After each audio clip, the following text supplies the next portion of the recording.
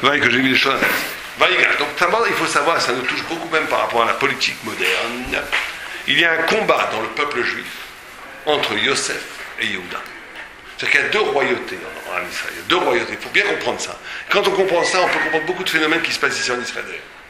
Il y a deux visages de la royauté. Il y a Malchut Yosef et il y a Malchut Yehuda. Il y a ces deux visages de la royauté qui sont différents. Ici. Il est où celui-là, toujours là? Ici. C'est ici, Isabelle? Ouais. Il y en a qui Max.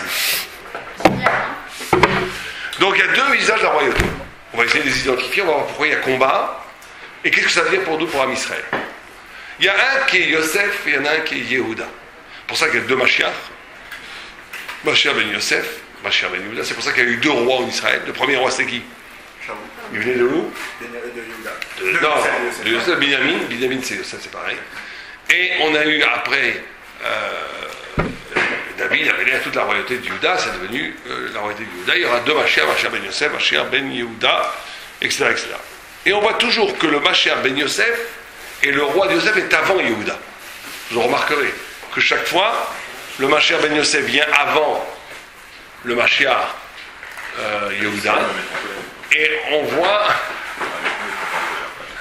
voit aussi que le premier roi Shaoul était avant le roi Shaoul du Binyamin, qui est la même branche que Yosef, venait aussi de...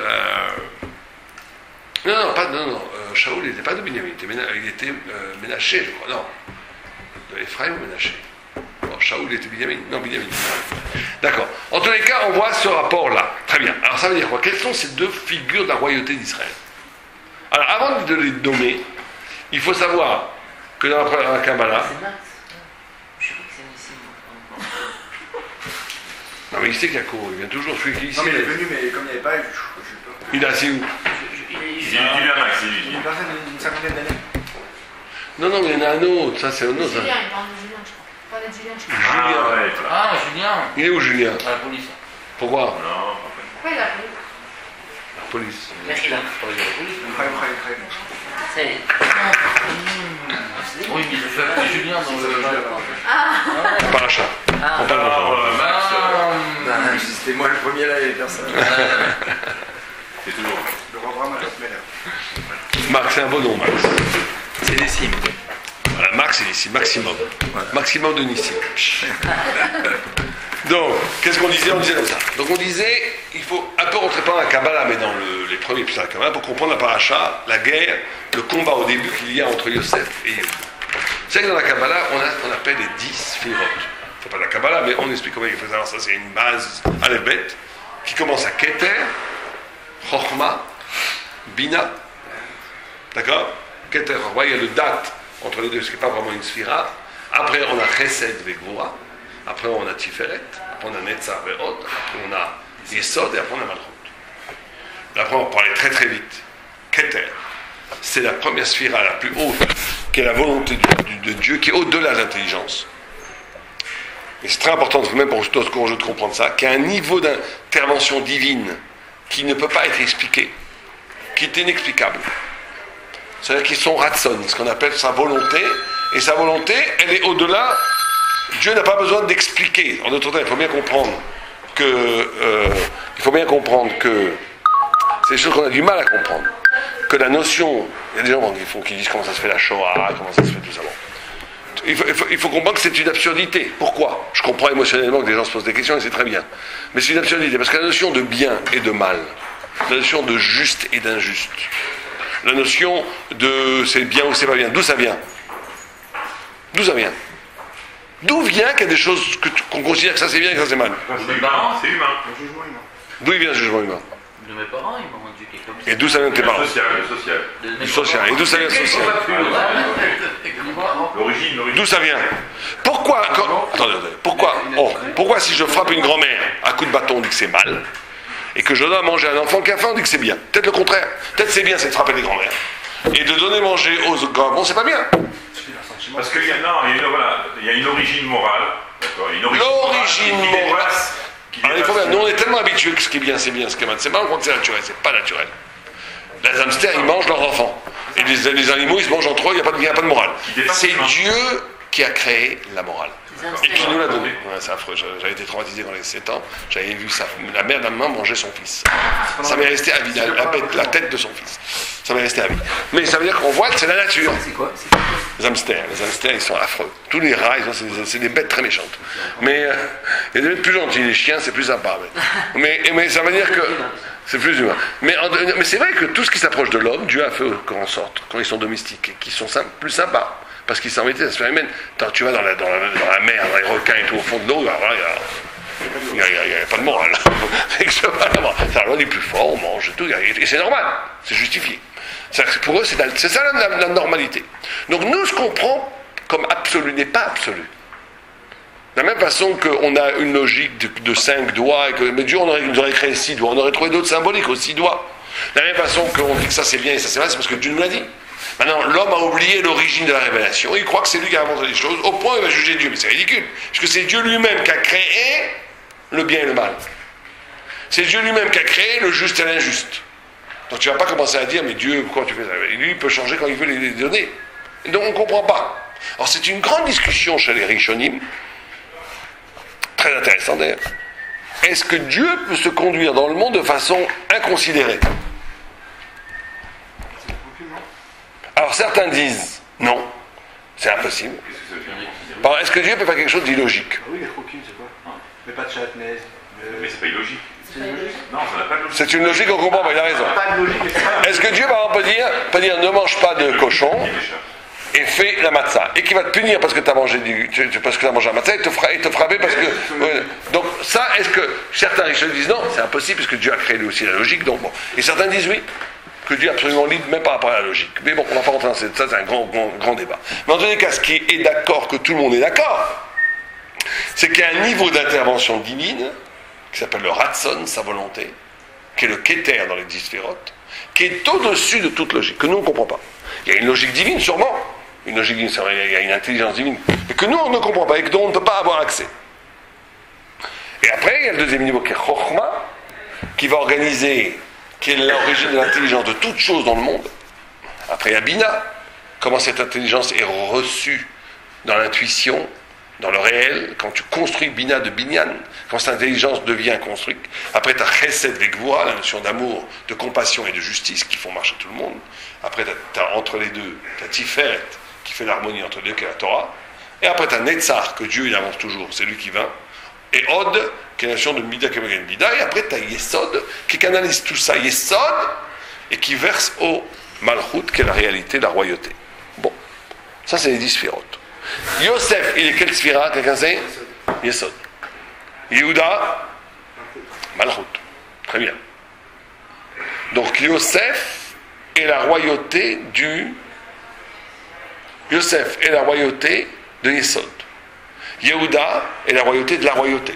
Bon, vous allez me dire, c'est quoi Yesod, c'est quoi la royauté? Et quand on voit au début ici dans ce combat, au début, avant qu'il se présente à eux, il y a une sorte d'opposition terrible entre Yehuda, les Midrashim disaient des choses incroyables, qu'il y a eu une sorte d'apogée, de montée en puissance des deux forces. Et Yehuda a failli tuer Yosef, il a failli détruire l'Égypte.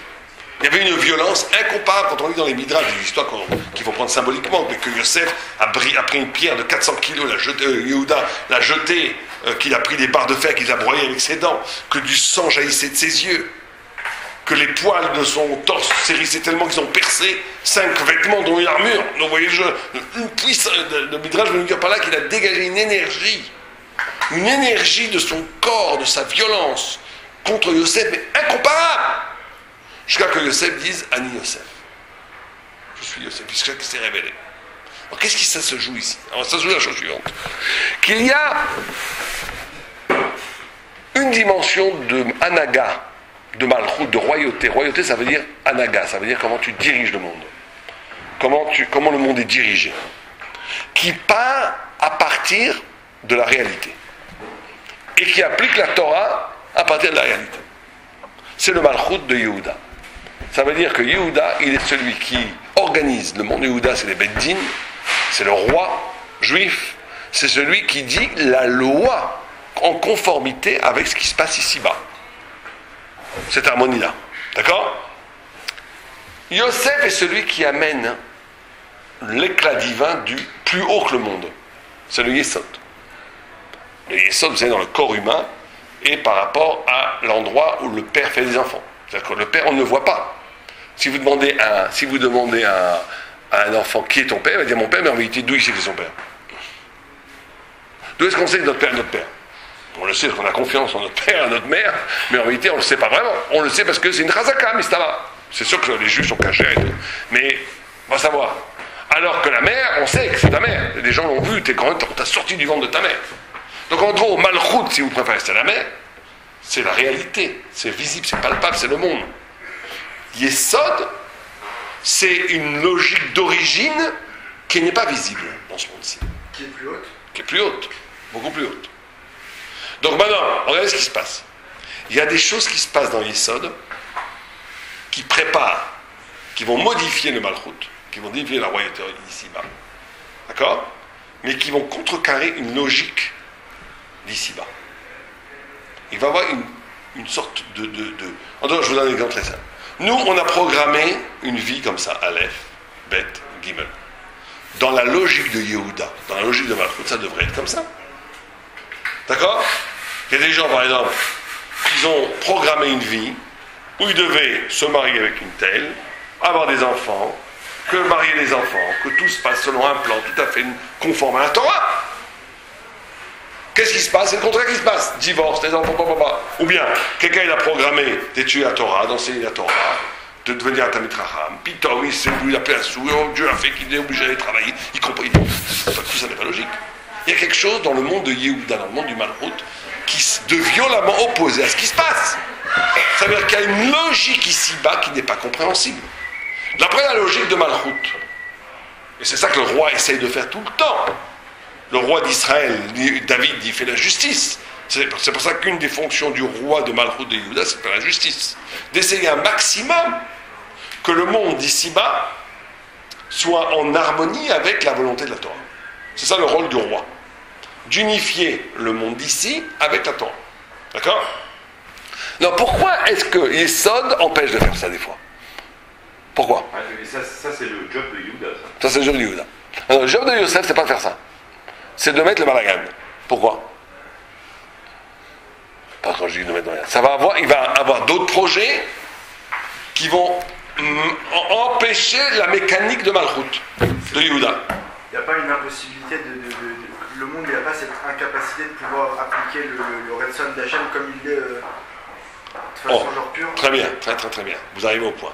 Parce que si, c'est ça qui différencie la vérité qu'est la Torah et toutes les autres religions, et notamment l'islam, c'est qu'il ne peut pas y avoir d'accointance totale, tant que le Mashiach n'est pas venu, entre la Torah et le monde. Parce que le monde, il développe une logique à lui, opaque, qui cache non seulement Yesod, à la plus forte raison, toutes les autres sphères, et encore plus Dieu. Donc si on laissait la toute-puissance à Malchut de Yehuda, il organiserait le monde comme un monde totalitaire, mais ça serait plus vrai la vraie Torah, parce qu'elle serait coupée de la source. Donc il y a un décalage entre le monde des vérités supérieures et le monde d'ici-bas. Et ce décalage fait que nous, on croirait que le mieux, c'est de faire comme ça, la voie qu'on a cru, la voie royale, c'est X, alors que des fois, on va être obligé de prendre un chemin complètement différent et complètement tortueux, et des fois très douloureux, comme les frères de Jacob, pour arriver au point de rencontre entre toi et le ciel. C'est pour ça que nous, on ne comprend pas. Mais quand Yosef, il ne comprenait pas ce qu'il leur parlait dans les films des frères de Jacob. Les frères de Yosef, ils ne comprenaient pas. C'est sage quand il leur a dit Ani Yosef. Là, on a le droit de dire oh, les Yom Adin, ils se sont tus. Quand ils ont vendu Yosef, voilà la finesse de la paracha. Quand ils ont vendu Yosef, ils l'ont vendu de façon criminelle ou avec des justificatifs? Il y avait plein de justificatifs. Il y a eu un Beddin, il y a eu tout, il y a eu Malchut Yehuda. Yehuda fait le Melech. Il faut le vendre, il est morel de Malchut, donc il y a eu toute une logique. Toute une logique mondaine, Alpitora, je parle, que Alpitora, mais qui en vérité était contre une vérité plus haute. Et Yosef a fait souffrir ses frères, il a fait ses galoutes et tout pour leur faire une capara, et pour leur faire toucher à un autre système qui n'était pas incompréhensible pour le système de Yehuda, pour que quand ils arrivent au point où ils disent je suis Yosef, ils puissent reconnaître leur erreur au niveau de Yesod, si vous préférez. Reconnaître ton erreur à un niveau plus haut, plus fin, plus profond. Et ça, c'est un système dans notre existence qui différencie le grand tzaddik du petit tzaddik, si vous préférez. Il y a des gens, et alors, à plus forte raison, du rachat. C'est vrai que c'est des choses un peu profondes, un peu compliquées, mais c'est très important. Il y a des gens, ils sont rachats. On va faire quatre catégories pour être tranquille. Il y a une catégorie de gens, ils sont rachats. Quand ils sont rachats, ils s'en fichent complètement de tout. Ce qu'ils veulent, c'est manger, plaisir, prendre. On ne parle pas d'eux. Eux, c'est les gens, il faut chacun s'interroger si on n'est pas un peu comme ça, mais tout le monde est un peu comme ça, mais il faut travailler contre ça. Mais on comprend que c'est rachat, on va dire. Les gens, ils veulent quoi? Du kavod, du plaisir et du pouvoir. En gros. Le c'est ça qu'il veut. Et du pognon. C'est ça, le pouvoir, c'est le pognon. Le pognon, c'est le pouvoir, c'est pareil. Tu veux du pouvoir, le pognon, quand tu as du pognon, tu as du pouvoir d'acheter ce que tu veux. Tu as du pouvoir d'acheter les gens, d'acheter les choses, d'acheter ce que tu veux. C'est ça que veut le Yetzirah. Il ne veut que ça. Ça, c'est le rachat. Après, il y a le petit tzaddik. Le petit tzaddik, qu'est-ce qu'il veut? Il a peur de l'après la mort. Il a compris quand même, c'est un tzaddik, que la vie d'ici, c'est 70 ans, qu'après la mort, c'est des milliards d'années. Donc il dit, je ne suis pas idiot, je ne vais pas investir, manger, boire, dormir, voler ici, et après payer pendant des milliards d'années au Guéhinnom, c'est ridicule. J'investis dans le bon côté, j'investis là où ça reste pour des milliards d'années, donc je fais les mitzvot, ma vie est en conformité avec les mitzvot. Je fais Shabbat, je mange kasher, j'étudie ce qu'il faut un petit peu, je vole pas, je frappe pas, je tue pas, bon j'assure mes arrières, j'aurai en la main. Mais en réalité, ça lui remarquerait bien, ce qui l'intéresse quand même dans le monde, c'est de vivre quand même correctement ici. C'est ça qui l'intéresse.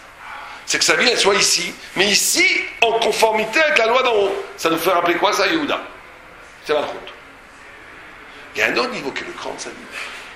C'est pour ça que Yosef, on l'appelle le tzaddik. C'est que celui qui naît, en vérité, déjà ici-bas, il est déjà en la maman. Ici-bas, il est déjà en la maman. Ça veut dire que tout son monde, il vit déjà que dans l'étude de la Torah, que dans la pensée, que dans les idées, que dans l'éternité. Il vit comme un éternel, il ne vit pas comme un mortel. Et quand il mange, c'est parce qu'il ne faut pas mourir, mais il s'en fiche complètement de manger. Quand il a de l'argent dans la poche, c'est pas parce qu'il faut que ça soit de l'argent. J'aime l'argent, mais je le cachérise parce que je ne vais pas le voler. C'est déjà pas mal, hein. À Levaille qu'on soit du niveau du petit tzaddik, c'est déjà pas mal du tout. Le petit tzaddik, il ne fait aucune avéra. Le petit tzaddik, il ne fait aucune avéra. Mais il fait les choses quand même profondément, que ça soit caché, mais il veut avoir la chose.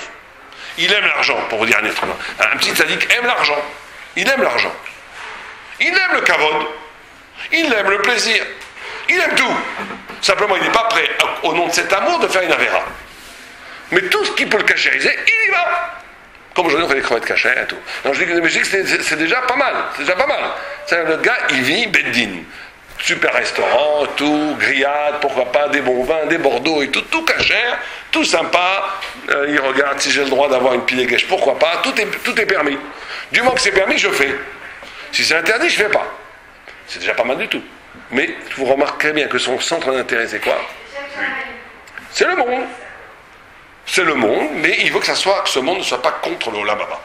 Contre la vérité, contre le... Il veut que la vie, en vérité c'est la vie d'ici-bas, il faut que ça soit en conformité avec la cache-route des îles de Torah. Ouais. Et ça, même les Tanaïm, il y avait des Tanaïm comme ça qui sont marqués dans la Gemara. C'est possible. Donc le Grabi, il n'a pas manqué un radis à sa table. Ouais, mais on dit que quand il est mort, il a levé ses salles. Oui, il a dit j'ai pas profité du monde. C'est-à-dire que le fait même de profiter de ce monde-là et de cachériser tout ce qu'il y a. Et même on voit Yaakov qui repart chercher des petites cruches. Oui. Et Rachid dit sur place, il dit quoi, il dit qu'il était cachour à son maman. Ouais. C'est pas c'est bon, Yaakov c'est pas plus haut que Yaakov. Mais Yaakov, quand il dit qu'on maman, c'est pas parce qu'il veut la maman. C'est parce qu'il a mis la Gdoucha dans la maman. Ça c'est écrit dans tous les sphères. Ah bah là, il y a une Gdoucha dans cette terre. Tout à fait. C'est le plus haut de Kadosh qui est. Bien sûr, bien sûr. Non, mais remarque, c'est pas tout à fait pareil. On va voir, le troisième niveau, on va voir, ça rentre dans le troisième niveau ce que vous dites. Le troisième niveau, ce qui l'intéresse, c'est la vérité, la Torah et Dieu. Il n'y a rien d'autre qui l'intéresse.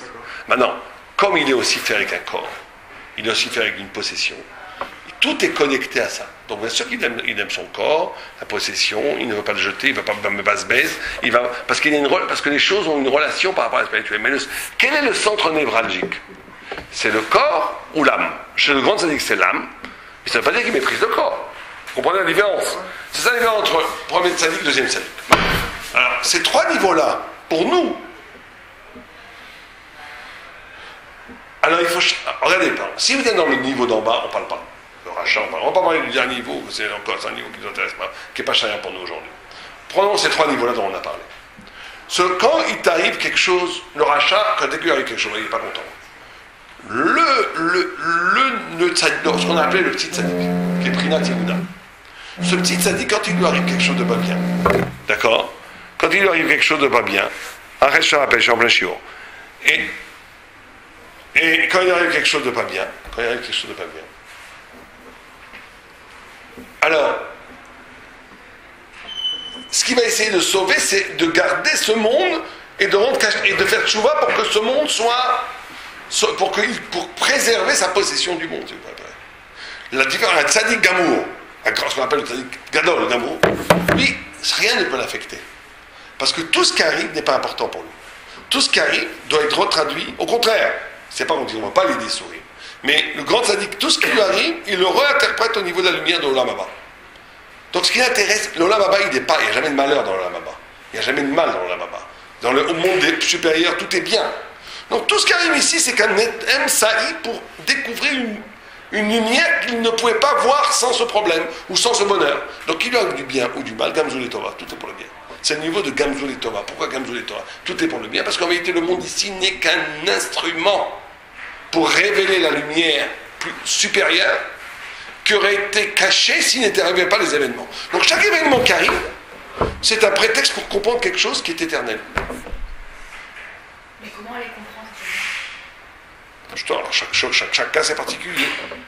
Il comprend ou que c'était bouché ici, ou que des fois c'est des problèmes d'amour, qu'il n'est pas capable de donner assez d'amour. Donc il dit que c'est maintenant. Il dit comment est-ce que c'est vrai que c'est un niveau, on ne va pas trop en parler parce que c'est un niveau très très haut. Mais c'est vrai que comment est-ce qu'on vit notre vie? Est-ce que ce qui nous intéresse avant tout, c'est notre femme, notre mari, nos enfants, notre métier, et on rajoute un peu de Torah là-dessus? Ou est-ce qu'en réalité, ce qui m'intéresse, c'est l'éternité thoraïque qui est en moi, et ma femme, mes enfants, la parnassa que j'ai, elle est là que pour rendre réelle, pas abstrait cette Torah. C'est très difficile ça. C'est vrai que c'est un niveau très haut, le dernier niveau. C'est un niveau de troisième niveau. C'est un niveau où en réalité, même tes enfants, c'est pas le plus important dans la vie. Même ta femme, c'est pas le plus important. Et ton argent encore moins. Ce qui est le plus important, c'est ton face-à-face à Dieu. Maintenant, pour être véritablement face-à-face à Dieu, tu es obligé aussi d'avoir des enfants et d'avoir de l'amour pour tes enfants et pour ta femme et tu es obligé de vivre comme un homme et comme une femme, d'accord? Mais quel est le centre? Donc quand il t'arrive un problème de relation avec ta femme, avec tes enfants ou avec ton travail ou tout ce que tu veux, tu l'analyses comment? Tu l'analyses à partir du bas ou à partir du haut? Tu dis, en vérité, ce n'est qu'un symptôme, que j'ai un problème, que j'ai pas... Enfin, je ne sais pas moi, chaque cas est particulier, mais des fois, je peux avoir un problème avec ma femme ou avec mon fils, parce qu'en vérité, profondément, mon problème, c'est que je n'ai pas assez de Hirat Shamaim, ou parce que je ne sais pas prier. C'est-à-dire, je vois les choses à la racine spirituelle. La manifestation de ce qui s'est passé à notre niveau, c'est parce qu'il y a un problème spirituel à la base. En vérité, la vérité, c'est ça. Il n'existe pas de problème interrationnel entre les hommes. Il n'existe pas de problème dans la vie qui n'ait pas une racine à la racine spirituelle. Et la force, c'est de le révéler. Alors, justement, il a écrit ici que quand Yosef s'est révélé, là, ils n'ont pas pu dire oui, on a eu raison de vendre. Parce que le Yetzirah a fait qu'au moment que si tu vis dans l'Olam, comme le petit tzaddik, donc en vérité, ce que tu veux, c'est vendre Yosef. Ce que tu veux, c'est vendre Yosef parce que Yosef t'agace. Mais tu vas cachériser ton acte. Comment tu vas le cachériser? En disant qu'il est Morel Bemalchou, tu vas le vendre et tu vas faire des... Enfin, même nos patriarches sont tombés dans ce piège, parce que l'Agmara ne dément pas ça. L'Agmara dit qu'ils avaient eu le temps de le vendre. Et donc, ils ont fait un acte qu'ils ont cachérisé. Pourquoi est-ce qu'ils ont fait ça? Vous comprenez? C'est ce point-là qu'on essaie de trouver. Parce que profondément, ils ne voulaient pas de Yosef. Mais comme ce n'est pas des rachaïm, ils ne sont pas la première catégorie. Je fais ce que je veux, je m'en fiche du reste. C'est des tzadikim. Donc ils n'ont pas pu dire on va tuer Yosef, on va le vendre. Non, c'est impossible. Il faut que notre action soit en conformité avec la Torah. Donc qu'est-ce qu'ils ont fait? Ils ont trouvé des justifications. À la Bible d'ailleurs. Ils ont fait un beddin pour que ça soit en accord avec leurs désirs. Et hop, voilà, on a cachérisé le monde. Dans ce cas-là, c'est sûr que. Alors, elle a d'avoir ça. Alors, tout le beddin d'aujourd'hui, on peut dire, ouais, c'est C'est-à-dire toutes les halakhot qui ont été faites. Je peux dire, bah oui, mais derrière, ça cache une volonté personnelle de ce chauffette ou de ce truc. C'est possible. Mais les grands bédines, non. Non, mais on sait qu'il y a une saïta des chemins. On va voir ce que vous dites. 2 minutes. C'est important ce que vous dites. Gardez-le pendant 2 minutes, j'y reviens. Dans 2 minutes, je reviens à ça. Parce que c'est la suite d'un paracha. Et quand Yosef leur a dit à Yosef, là, ils ont été à un tel degré de vérité, ils étaient dans le monde supérieur. Ils ont vu que tout était faux par rapport à eux. Ils ont eu honte. Ils ont accepté. Ça, c'est leur grandeur. Ils n'ont pas resté dans leur ancien système. Ils ont été capables de s'ouvrir au système supérieur. Dans votre question, c'est la question qui vient juste après. Qu'est-ce qu'il dit Yosef après au frère? C'est pas vous qui m'avez vendu, ça gâche beaucoup, qui m'a fait descendre. Ça veut dire que le système des Beth Din est fait de telle façon que même si les fameux le chauffette et tout, il n'est pas, il y a un niveau où à un moment donné, tout est récupéré par Dieu. Tout est cachérisé. Tout rentre dans le système. Parce que c'est ce qu'il dit exactement ça. Il dit, ne vous en faites pas, vous avez cru que vous m'avez vendu et tout. À la fin, c'est la volonté de Dieu, tout ça. Et c'est pour ça que le Beth Din a une légitimité ontologique qui ne dépend pas des cavanotes. Parce qu'à un moment donné, c'est Dieu qui fait l'histoire. Alors c'est vrai, vous allez avoir des rabbinim qui sont du niveau de Tzadik Gamo, à la vague, on reçoit les autres et les Dieu. Ça veut dire que leur seul intérêt, c'est Dieu, la Torah et vous, et Am Israël. Et pas eux du tout. Et donc là, ça passe directement. Et il y a d'autres rabbinim qui sont au niveau plutôt petit Tzadik. C'est-à-dire qu'ils sont dans le kavod, ils sont dans le truc, bon, ils sont dans le monde, mais simplement ils ne vont pas faire des choses dans la vérote, ils ne vont pas de tzadikim. Et donc eux, très souvent, ils vont prendre peut-être des décisions, ils vont dire des choses, ça va peut-être pas être tard complètement. Mais il y a un système que Hachem fait que même si eux, dans leur olam intérieur, c'était pas à 100%, Hachem récupère la chose que ça va devenir Hachem parce que c'est un Beth Din. C'est le structure, c'est ce qu'on appelle Makor Beth Din Yafedi. À un moment donné, on donne au Beth Din un corps qu'il n'a pas. C'est pour ça que même s'il se trompe le Beth Din, Hachem fait en sorte qu'ils aient raison. Vous connaissez une histoire avec les oies? Vous connaissez une histoire avec le foie gras, non? Il y avait une marche entre Khatam Sofer. En Hongrie, ils mangeaient tous du foie gras. Même les plus religieux. Même les gens avec des papiers comme ça, ils mangeaient du foie gras. En Allemagne, ils ne mangeaient pas de foie gras. Pas des religieux, très religieux, parce qu'ils disaient que c'était peut-être pas cachère, à cause qu'on bourre tellement la loi qu'elle ne peut pas vivre 12 mois après. Si elle ne peut pas vivre 12 mois après, elle est en danger, elle est très faim. Alors il y a des petits malins qui ont dit, mais pourquoi est-ce qu'on écoute ces rabbins qui se disputent entre eux? Est-ce que c'est caché ou pas? On n'a qu'à faire l'expérience. Ils ont bourré des rois, ils l'ont gavé. Et qu'est-ce qui s'est passé? En Hongrie, elles ont très bien vécu. En Allemagne, elles sont toutes mortes. Alors il y a 2 explications à ce passé. Il y en a qui disent le psak du Khatam Sofer, le psak des rabbanim de Hongrie, que c'était caché, il modifie la nature. Et le psak des rabbins en Allemagne, c'était pas un truc, il modifie la nature. Et il y en a qui sont moins miraculeux, qui expliquent ça que non, que le psak il est en confort avec la réalité. En Hongrie, ils avaient des oies plus robustes. Donc c'est pour ça que les rabbins, ils ont fait une halakha qui est en conformité avec la réalité. En Allemagne, c'est des oies plus délicates. Donc ils ont fait un psak qui est en conformité avec la réalité, qu'ils étaient tarifs si on les gavait. Mais en tous les cas, comme ça ou comme ça, on voit que Hachem fait un système, que la subjectivité du Beth Din génère toujours une vérité objective. Ça, c'est le grand système d'Israël. Mais il faut qu'il y ait une dignité de Beth Din. Il faut que ce soit un Beth Din des vrais Dayanim, des vrais Tzadikim, des vrais... Si on parle de Beth Din n'importe qui et tout, non, il n'y a pas ce système, bien entendu. C'est pour ça qu'il faut faire attention, bien entendu. C'est pas tout celui qui se proclame rabbin qui est rabbin. Il faut être initié, il faut avoir une smicha, il faut avoir un maître qui avait lui-même un maître, etc. C'est sûr. Mais il y a ce système-là. Donc pour nous, dans la vie de tous les jours, ce qui est important pour nous, c'est d'apprendre de ce système, de bien comprendre d'abord ces 3 niveaux dans l'existence. Et chacun honnête par rapport à soi, savoir où il est. Et très souvent les choses aujourd'hui, c'est plus blanc-noir. Aujourd'hui, il y a tout le monde a les 3, plus ou moins. Simplement, il y en a qui ont 5% du haut niveau, et 90%, il y en a qui ont 100%. C'est très rare de voir quelqu'un qui est 100% comme Yosef.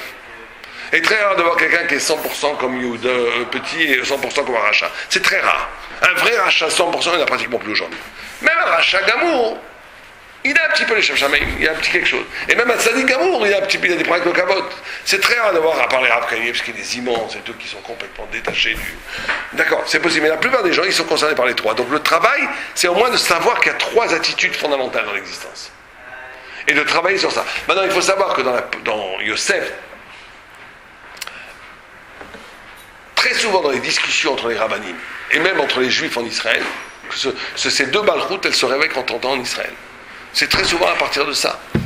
Vous avez un système de gens qui travaillent dans l'absolu, et vous avez un système de gens qui travaillent dans le fait de faire que la Torah se concrétise dans le réel. Je ne sais pas si vous voyez en Israël, il y a toujours ce genre de discussion. Par exemple, je vais un peu bête, est-ce que des chivotes qui sont coupées de la réalité de la société israélienne, d'une certaine façon, elles sont chaotisées, et est-ce qu'il y aurait un travail à faire de transférer ce savoir dans le monde de la société israélienne et de ramener dans ce monde-là, ou est-ce qu'il faut une coupure? Il y a énormément de grands rabbinim qui seraient donc plutôt tendancieux Yosefite, qui diraient non, pas de compromis. La Torah, elle doit être dans un monde absolu. C'est ça la royauté, c'est ça la façon de faire apparaître la vérité et la volonté de Dieu. Mais pourtant, Youssef, il a vécu en Youssef, Égypte. c'est tout l'inverse, quoi. Youssef, Justement, ça c'est mon pose cette question. ses rêves depuis qu'il est jeune, c'est de ramener du blé. Tout à fait. C'est ça son rêve. Tout à fait.